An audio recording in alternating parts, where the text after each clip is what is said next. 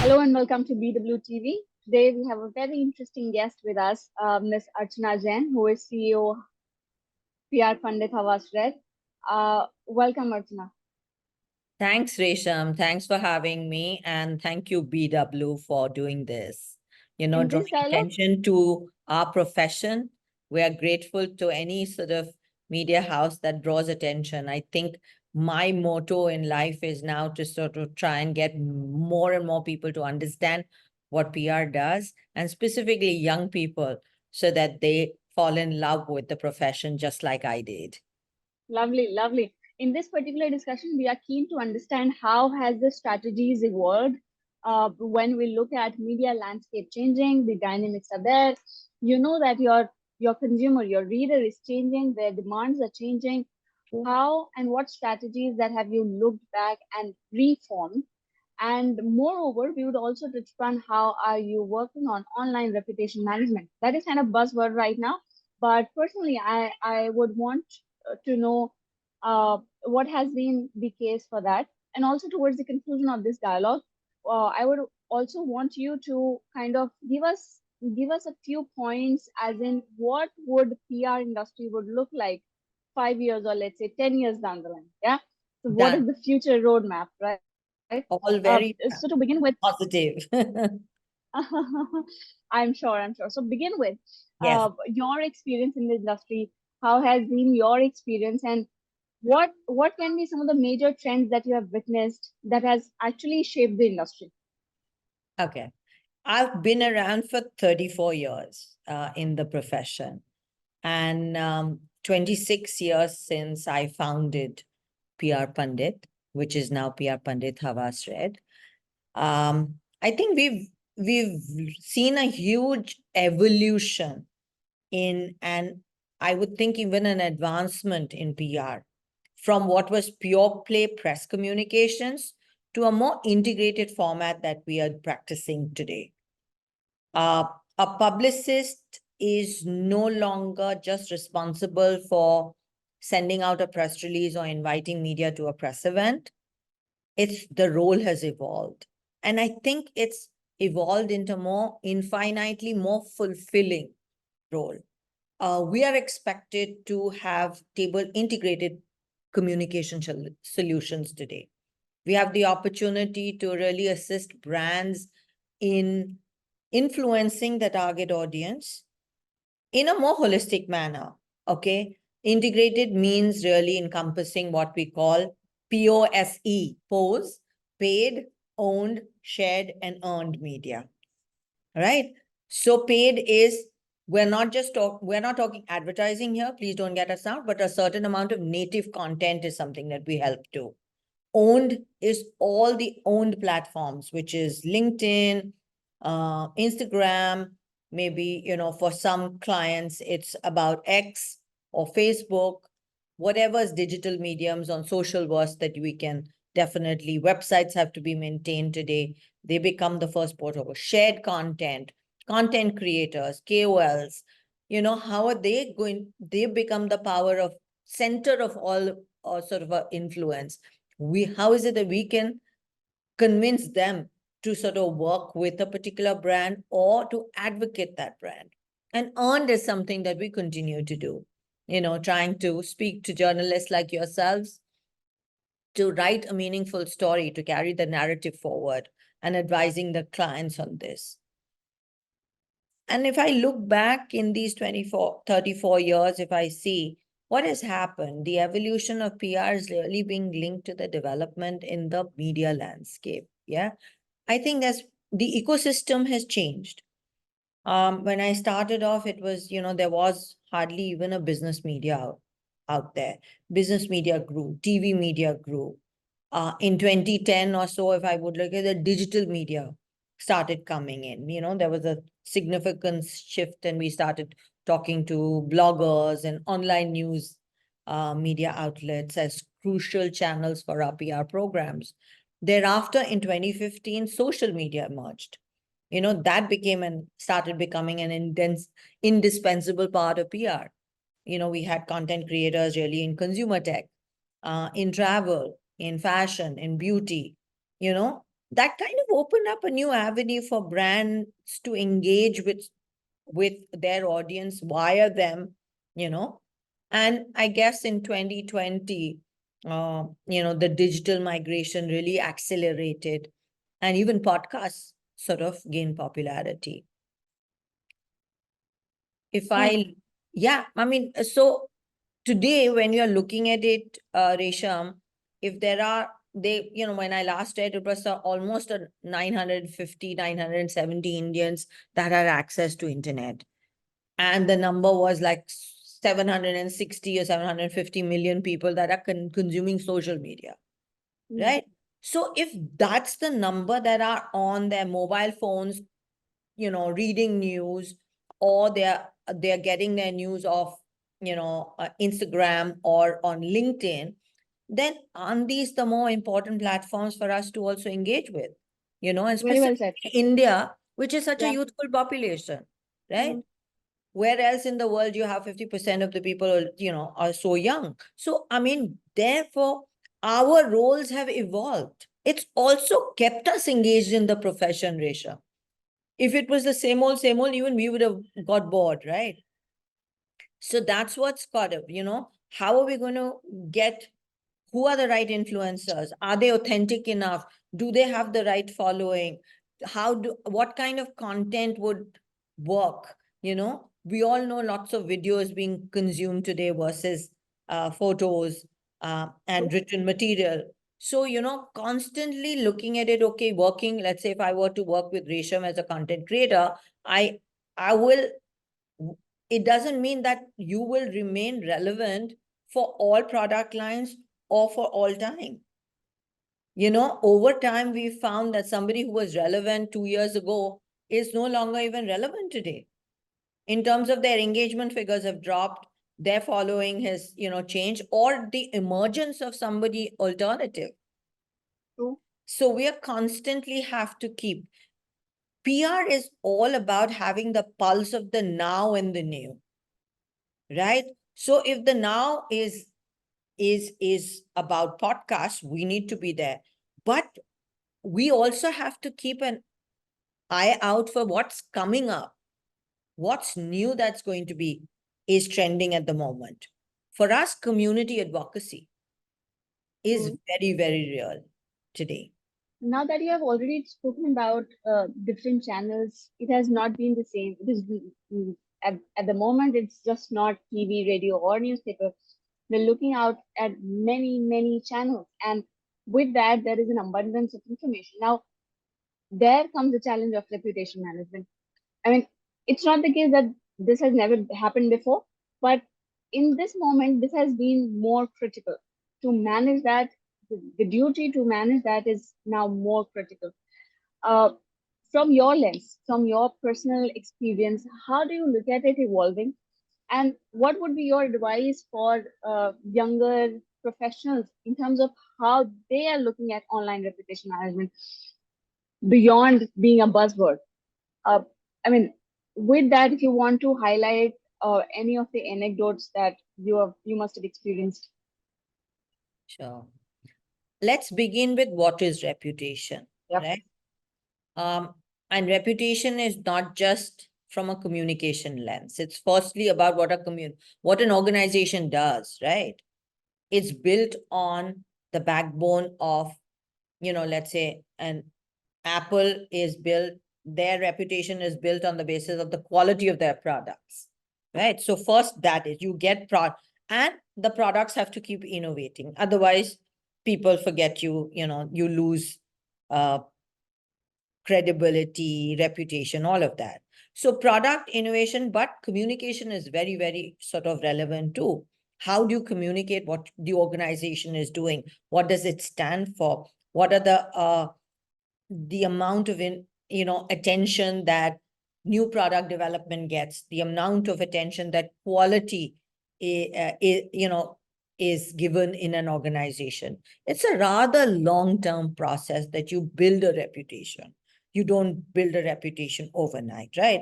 And hence it is very precious and must be protected at all times. So while you keep growing it, but it must be protected, and hence the need for crisis management and communication, right? Today, we are in a digital or a social ecosystem, right? If you had to, let's say there's something that happened with my company, by the time, let's say if you were a print publication and you wrote about it, it would be 24 hours, right? By the time that, so it allowed us room to, today, that news would be out within minutes on social media. It's also, everybody is a publisher. I'm a publisher, you're a publisher. So, I mean, you have to constantly be vigilant towards what could be. For us, we've always looked at the backbone of crisis management or online reputation management, anything that you may call it, as let's be prepared first. Are we prepared? Preparation is the key to it. We work with our clients to plan for on how to respond and then recover out of crisis events. So we always, a new company comes to us and saying, okay, we are going to be, we want to hire you. Our first few conversations, just to understand the company, also include, okay, is there a vulnerability assessment that you've done about your business? So how vulnerable are you? On what platforms can you be caught out? On what issues can you be caught out? A person, because ultimately companies are run by people. So if somebody were to trip on something, then the company's reputation can get tarnished because of that. Let's look at a beauty product. A beauty product, a cream goes wrong, and the cream could go wrong just for one individual, right? You could develop a rash because of some medication that you're taking or something that's gone. Now, the point is, it's very easy for you to sit on the internet and say, I bought this product, I paid a lot of money. I'm sorry, but they need to look into your quality because it's not. So has the company thought about this? Because if they start thinking about it when it happens, it'll take longer for them to respond. And in crises, the shorter the duration it is to sort of respond, the shorter is your crisis. Okay, that is a You ground said rule. You can't allow a plane to crash, people to die, and the CEO takes 24 hours to respond. No, the response is required within minutes. So that's how critical we kind of prepare them, saying, outlining what is it. It includes what is it that you could even do as part of the social media communications plan. Social listening becomes important. Are we tracking it? First important. So it's a very, very complex, but yet something that if you put processes to it, it can be very good. So our first instinct is always saying, okay, let's have there's a crisis, we learn about it. It hasn't really hit press, right? But we learn about it maybe because of one individual. Our first statement is, let's have a holding statement ready. We call it a holding statement. A holding statement is basically till more details are not understood about the problem, right? A company can't respond unless they know why that cream caused you an allergy, right? What is it why did you get into a rash or something? Now we need to understand which badge was it. So we'll have to get into a conversation with Resham and saying, Resham, where did you buy it from? Can you look at the tin and tell me the badge number so I can investigate that badge number? All of those things have to happen. So till then, we still have to say something. Otherwise, you're going to get very anxious and saying, nobody's contacted me, nobody's told me anything. This company is rubbish. And I'm going to take it to my friend in the media. My media friend who's in Times of India and Hindustan Times, I'll tell them about this. And that's how a crisis will perpetuate. Today, in this verse also, the principles haven't changed. We still have to be prepared. Platforms are multiple, but the speed has become even that much more necessary. Mm. So Much that's more what's like, competitive. Yeah. that's what's, we have to be, and we ask our clients and we are work with companies to say, listen, let's be transparent, let's be authentic in your narrative, whatever the situation. If there is somebody who's hurt, Bill, please be empathetic towards that individual, because it will go a long way in building trust for the Mhm. organization in the long term. That's the essence of really what you call, you know, reputation management. You two part of my question. Uh, you said that this is a long-term plan. It's not that you got only 12 or 24 hours to kind of respond and then recover. Uh, According to you, would the vulnerability quotient for a startup or a already established corporate would different? What would you say? I mean, a startup which is 2, 3, 5 years old, and a company like Reliance, Unilever, Tata, uh, many more, and the like. I mean, is the vulnerability quotient different for both of these? See, my belief is a 100-year-old company has a much sort of has built that reputation over 100 years, right? Somebody who's a startup for 5 years has built it only over 5 years. So obviously the impact of a crisis on both those organizations is going to be slightly different, but it erodes confidence and trust in both cases from their stakeholders. Nature of crisis will determine how much of it gets depleted, right? And mostly how they reacted in situations. Airlines have had crashes. That doesn't mean that airline has gone out of business. It's a temporary blip. But how they actually reacted at the time of the crisis in taking care of the people, their families, their staff, the public opinion at that point of time allowed them to remain in the business. Otherwise, they would have had to shut down shop. It's the same with a startup. Let's say you are starting out in a new business and you automatically hit product quality, product quality, product quality on 3 occasions. Yes, you either change your entire product formulations and build back again, or your history. So that's exactly what happened, with anybody sending baby foods or a medication or seats on an airline. Very well said and very well explained. Thank you so much, Archana, for that. Now, there is a lot of conversation going on AI, Gen AI, data analytics. Now, we need to address that. How far have we covered and how far we need to go? Uh, in PR, what is one thing that I've already learned is relationships. I mean, any other job profile, any other job task that is redundant can be replaced by a bot or can be mechanized. But one thing that will never be replaced is relationship. Uh, what is your take on understanding on the integration of strategies or in this dynamic media landscape when it comes to data analytics, AI, integration of technology into the systems? You're very rightly put, Resham. It's public relations is more than just a process, right?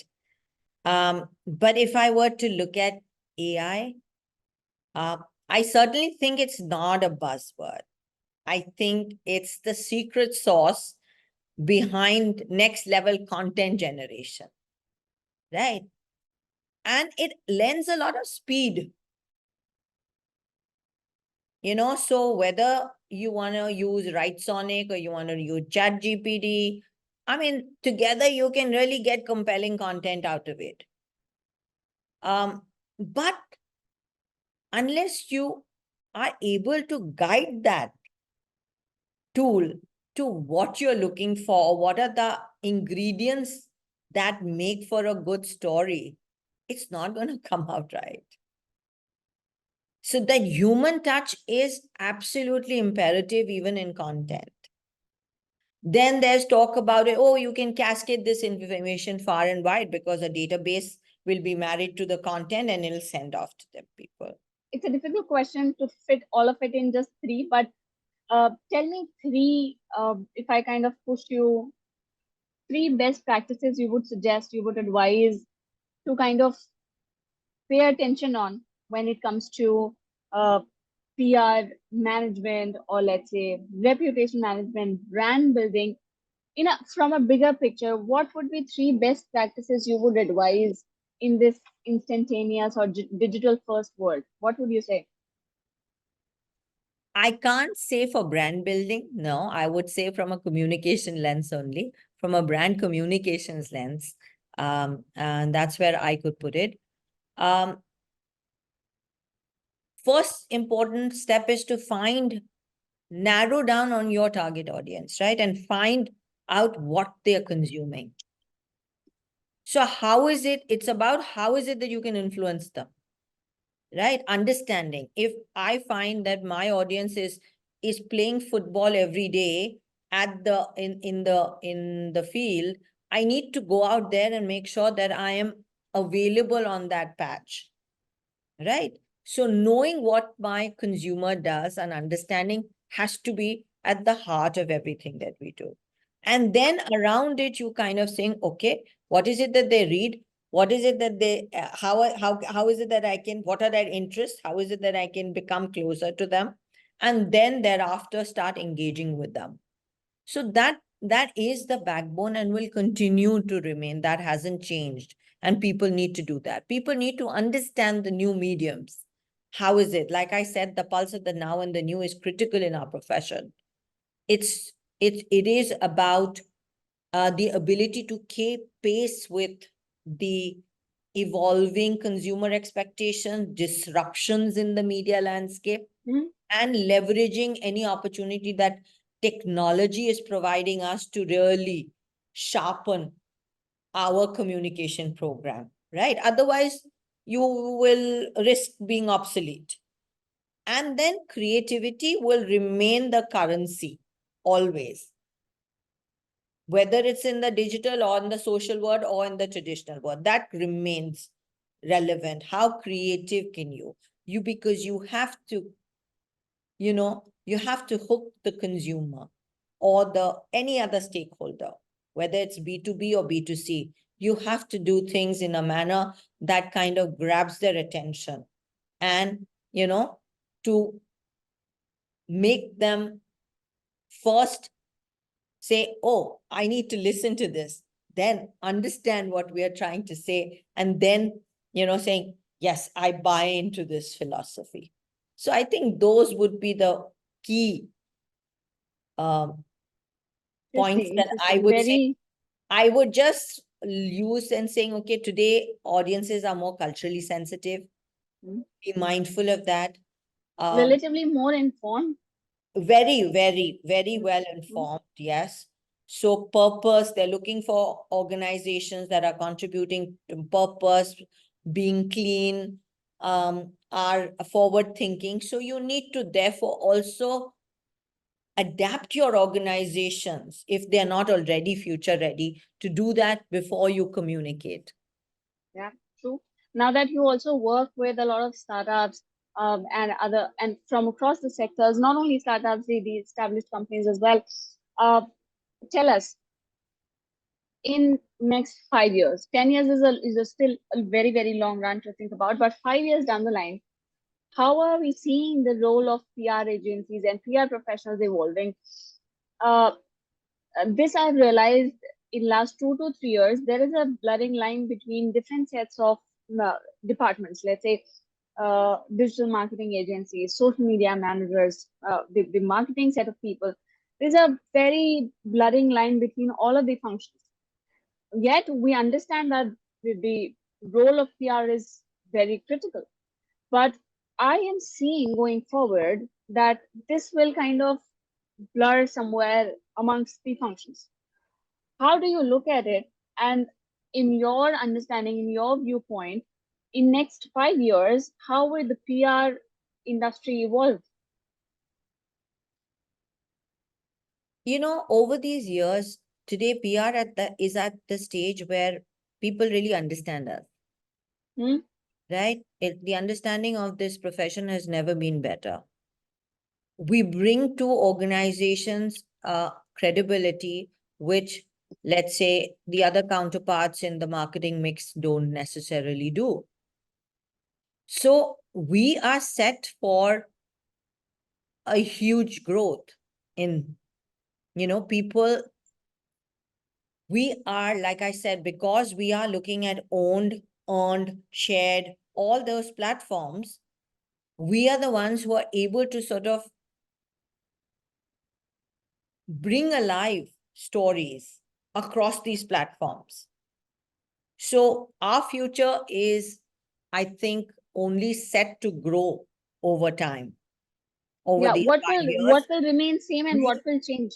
What is challenging today is do we have the necessary people? If we don't have the necessary peer, AI is coming to our rescue. It's Hmm. coming to our rescue in measurement. It's coming to our rescue in content development.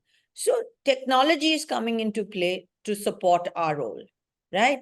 So in that respect, that's what I would look at it. Yes, 5 years from now, we really don't know whether some infusion of new technology will enable us to, or maybe a new platform will emerge.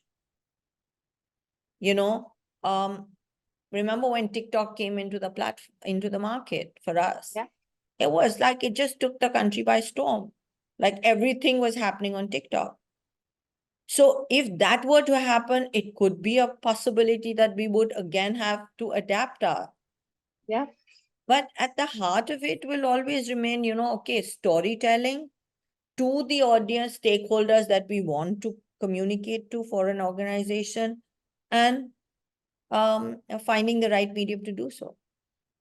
What I mean, just one pointers each. What will remain same and what will change?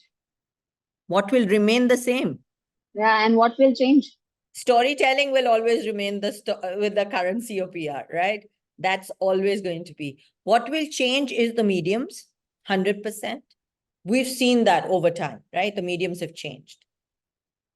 In 34 years of my career, I have seen evolution of that. So Also, that'll continue changing, and newer mediums being bought into the basket of what we use to communicate.